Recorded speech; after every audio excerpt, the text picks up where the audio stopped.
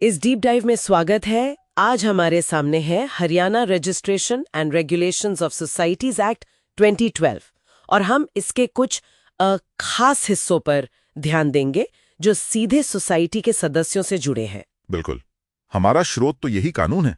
और देखिए, इस डीप डाइव का मकसद है समझना कि हरियाणा में सोसाइटीज अपने सदस्यों का प्रबंधन करती कैसे हैं।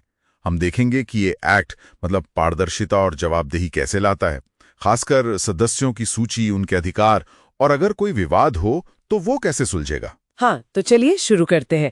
सबसे पहले ये सदस्यों की लिस्ट या जिसे रजिस्टर कहते हैं। एक्ट कहता है कि हर सोसाइटी को हर साल, है ना? जी हाँ, हर वित्तीय वर्ष खत्म होने के 60 दिनों के अंदर डिस्ट्रिक्ट रजिस्ट्रार के पास एक अपडेटेड लिस्ट जमा करनी होगी और इसमें साफ साफ बताना होता है कि भाई कौन नए सदस्य जुड़े, कौन हटाए गए, पूरी डिटेल। अच्छा, और सिर्फ लिस्ट देना ही काफी है या कुछ और भी? नहीं, ये बहुत जरूरी पॉइंट है। एक्ट कहता है कि सोसाइटी का कोई अधिकृत अधिकारी होगा, उसे ये सर्टिफाई करना होगा, मतलब लिखित में देना होगा कि लिस्ट में जो भी बदलाव हैं, चाहे कोई नया सदस्य आया हो या पुराना गया हो, वो सब एक्ट के हिसाब से, नियमों के हिसाब से, और सबसे जरूरी सोसाइटी के अपने जो बायलॉज हैं उनके अनुसार ही हुए हैं।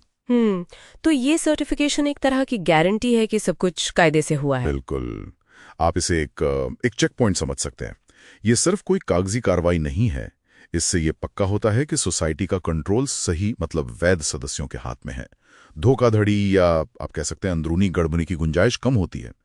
पारदर्शिता यहीं से शुरू होती है। ठीक है, लिस्ट अपडेट हो गई, सर्टिफाई भी हो गई। अब अगला सवाल, इस लिस्ट को, इस मेंबर रजिस्टर को देख कौन सकता है?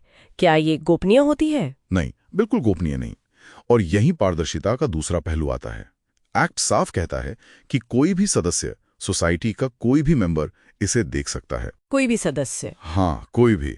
और सिर्फ सदस्य ही नहीं, डिस्ट्रिक्ट रजिस्ट्रार या रजिस्ट्रार या फिर रजिस्ट्रार जनरल के ऑफिस का कोई अधिकारी भी, वो भी सोसाइटी के रजिस्टर्ड ऑफिस में जाकर काम के घंटों में इसे जांच सकता है, देख सकता है। अच्छा, सिर्फ रजिस्टर या सदस्यों को कुछ और देखने का भी अधिकार है, जैसे अकाउंट्स वगैरह? हाँ बिल्कुल, सदस्यों को और भी अधिकार दिए गए हैं। अगर वो ठीक से नोटिस दें, मतलब पहले बता दें, तो वो सोसाइटी की अकाउंट्स की किताबें और जो मीटिंग्स होती हैं उनके मिनट्स यानी कार्यवाही का रिकॉर्ड वो भी देख सकते हैं। तो इससे सदस्यों को पता चलता रहता है कि चल क्या रहा है। सही बात है, उनको जानकारी मिलती है, वो समझ सकते हैं कि सोसाइटी कैसे काम कर रही है, मैनेजमेंट ठीक है या नहीं।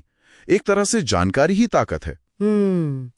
तो ये सब जानने के बाद एक सदस्य के लिए इसका मतलब क्या है? मतलब अधिकार क्या है और शायद कुछ जिम्मेदारियां भी होंगी। देखिए, अधिकार और जिम्मेदारियां तो साथ साथ ही चलती हैं, है ना। सदस्य होने का मतलब है कि सोसाइटी के जो रजिस्टर्ड बायलॉज हैं उनका पालन करना होगा, ये तो हुई जिम्मेदारी। और अधिकारों की बात करें तो सबसे अहम है वोट देने का अधिकार।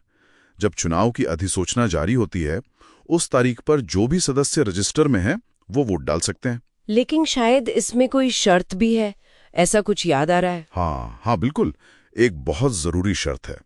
वोट तभी डाल सकते हैं जब सदस्य का कोई बकाया ना हो, मतलब जो मेंबरशिप फीस है या सालाना चंदा है वो सब चुका दिया हो। अच्छा, मतलब पहले अपनी जिम्मेदारी पूरी करो, फिर अधिकार का इस्तेमाल करो। बिल्कुल, यही संतुलन है। आप सोसाइटी के प्रति अपनी प्रतिबद्धता दिखाएं, मतलब फीस वगैरह टाइम पर दें, और फिर उसके फैसलों में अपनी आवाज उठाएं। ये सब तो ठीक है जब मामला आराम से चल रहा हो, पर अगर सदस्यता को लेकर ही कोई झगड़ा हो जाए, मान लीजिए कोई कहता है मैं मेंबर हूं पर लिस्ट में नाम नहीं है, या किसी को लगता है कि उसे गलत तरीके से निकाल दिया, तब क्या होगा? हाँ, ये स्थिति आ सकती है। इसके लिए एक्ट में एक साफ रास्ता बताया गया है, प्रक्रिया दी गई है। ऐसा कोई भी व्यक्ति जिसे लगता है उसके साथ नाइंसाफी हुई है, वो एक तय फीस भरकर डिस्ट्रिक्ट रजिस्ट्रार के पास याचिका डाल सकता है। डिस्ट्रिक्ट रजिस्ट्रार के पास? और फिर वो क्या करेंगे? डिस्ट्रिक्ट रजिस्ट्रार फिर पूरे मामले की जांच करेंगे। वो सबूत देखेंगे, सोसाइटी से रिकॉर्ड मांग सकते हैं, और सबसे जरूरी, वो दोनों पक्षों को सुनेंगे, मतलब याचिकाकर्ता को भी और सोसाइटी के प्रतिनिधि को भी। अपनी अपनी बात रखने का पूरा मौका मिलेगा। सुनवाई के बाद रजिस्ट्रार फैसला देंगे, और यह फैसला सोसाइटी के बायलॉज के आधार पर होगा। लेकिन मान लीजिए बायलॉज ही साफ ना हो, या ऐसा भी तो हो सकता है कि वो एक्ट के किसी नियम के खिलाफ हो। अच्छा सवाल है। ऐसी सूरत में डिस्ट्रिक्ट रजिस्ट्रार का फैसला फिर एक्ट और उसके नियमों के आधार पर होगा। कानून यहां बायलॉज से ऊपर माना जाएगा। और हां, एक और दिलचस्प चीज है इसमें, खासकर बड़ी सोसाइटीज के लिए जहां हजारों सदस्य हो सकते हैं। वो क्या है? अगर सदस्यों की संख्या बहुत ज्यादा हो और रजिस्ट्रार को लगे कि उनकी पहचान या कह लीजिए असलियत पर शक है, तो वो सभी सदस्यों को हुक्म दे सकते हैं कि वो खुद पेश हों। खुद पेश हो मतलब व्यक्तिगत रूप? जी हाँ, व्यक्तिगत रूप से, अपने पहचान पत्र और पते के सबूत के साथ।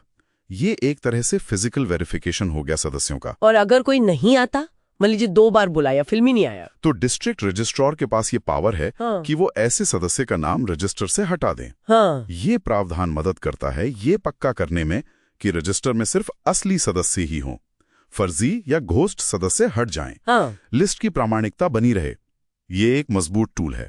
तो अगर हम संक्षेप में देखें, हर साल सर्टिफाइड मेंबर लिस्ट देनी है, सदस्यों और अधिकारियों को रिकॉर्ड जांचने का हक है, वोटिंग का अधिकार फीस भरने से जुड़ा है, और सदस्यता के झगड़ों के लिए डिस्ट्रिक्ट रजिस्ट्रार के पास एक पूरी प्रक्रिया है जिसमें जरूरत पड़ने पर व्यक्तिगत वेरिफिकेशन तक शामिल है।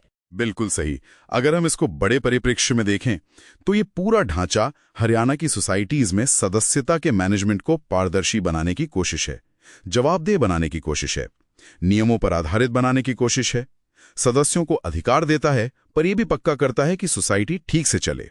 मतलब अधिकारों और नियमों में एक बैलेंस बनाने की कोशिश है। जाते जाते एक सवाल मन में आ रहा है सोचने के लिए। ये जो एक्ट में सदस्य वेरिफिकेशन और विवाद सुलझाने की इतनी डिटेल्ड प्रक्रियाएं हैं, खासकर ये व्यक्तिगत पेशी वाली बात, ये असल में जमीनी स्तर पर सोसाइटीज की अंदरूनी राजनीति और कामकाज को कैसे प्रभावित करती होंगी, खासकर बड़ी सोसाइटीज में? क्या इससे काम धीमा होता है या वाकई पारदर्शिता बढ़ती है? इस पर सोचना दिलचस्प होगा।